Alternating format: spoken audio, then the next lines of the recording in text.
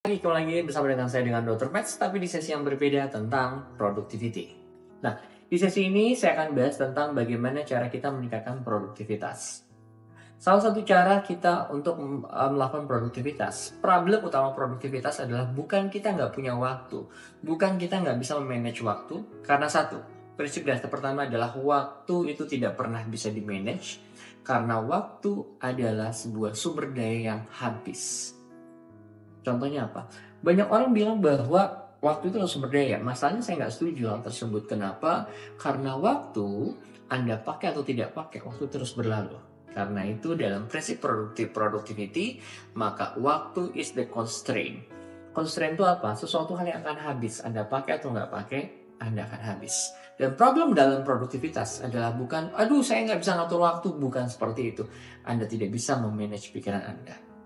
Salah satu penghambat produktivitas yang pertama adalah bukan tentang seberapa banyak yang harus Anda kerjakan, tapi apakah Anda fokus mengerjakan sesuatu, apakah Anda bisa menangkap semua hal tersebut, dan itu dimulai dari bagaimana Anda bekerja.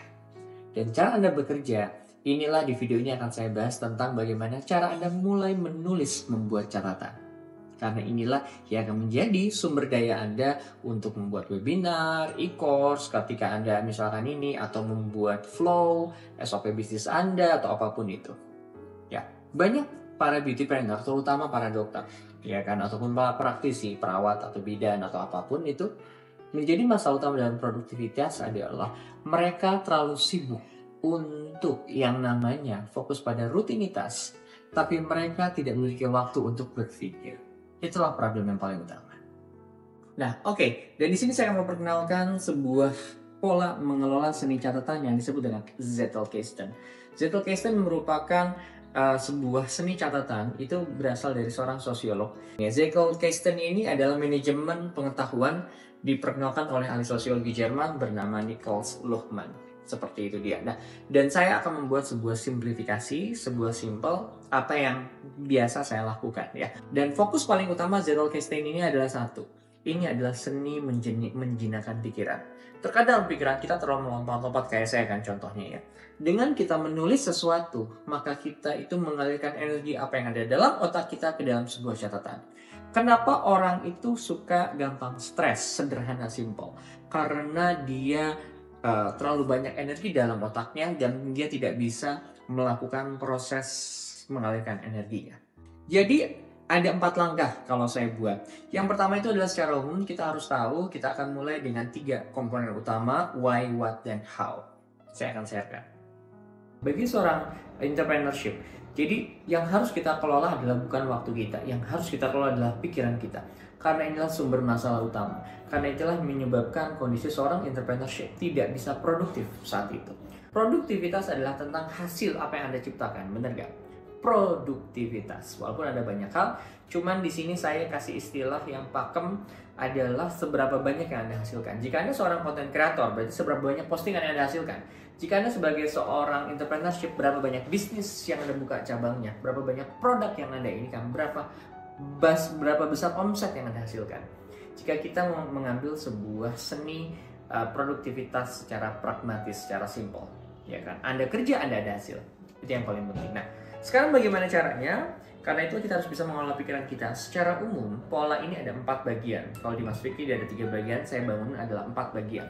Bagian yang pertama, kita itu harus membuat sebuah sebenarnya adalah catatan sementara. Saya sebut dengan flashcard atau saya sebut dengan flash notes, ya kan? Flash notes itu teman-teman bisa menyiapkan mungkin seperti sticky notes seperti ini, ataupun juga bisa menggunakan buku seperti ini. Saya lebih suka buku yang kosong seperti ini karena saya bisa buat mind map di sini. Saya lebih suka, dan itu semua orang tergantung.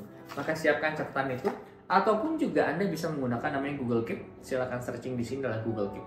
Itu adalah salah satu catatan yang saya sarankan untuk teman-teman melakukan hal seperti itu.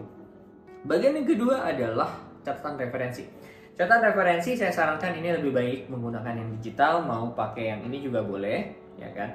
Bahwa tadi itu adalah kita menulis apapun ide yang kita muncul. Misalkan nih teman-teman ya, depan saya kan orang-orang medsos, dapat saya sharing tentang link Instagram atau apa, catat langsung, jangan sampai hilang, ya kan? Seperti itu. Nanti kita ajarin caranya bagaimana ya.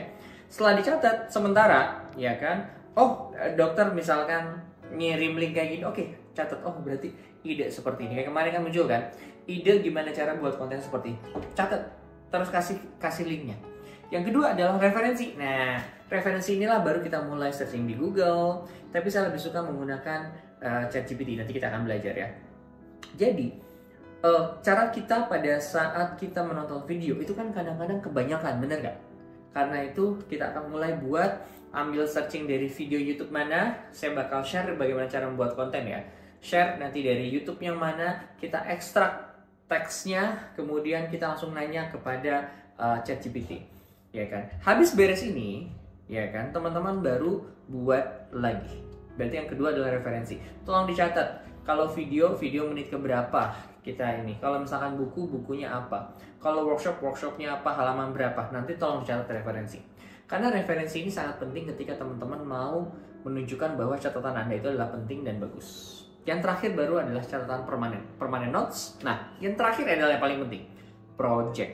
Saya bilang sebetulnya produktif kalau teman-teman melakukan project Anda. Itulah gambarannya ada 4, berarti kita akan membuat namanya flash note, saya sebut catatan sementara. Catatan yang cepat, kita akan membuat namanya rapid logging. Kedua adalah referensi. Jadi sumber-sumber utama, buku, workshop, seminar, podcast, kita catat di situ. Yang ketiga, kita ubah semuanya menjadi catatan permanen. Kita akan menggunakan tools namanya Obsidian. Itu toolsnya keren banget, saya akan sharekan. Yang terakhir adalah baru project. Disebut dengan produktif kalau teman-teman bisa menghasilkan sebuah project tertentu. Seperti sekarang nih, habis beres ini saya mau ngebangun namanya Project Agnepedia, ya kan, yang program 21 hari yang akan saya buat, videonya akan saya sharekan kepada member-member saya. Jadi seperti itu.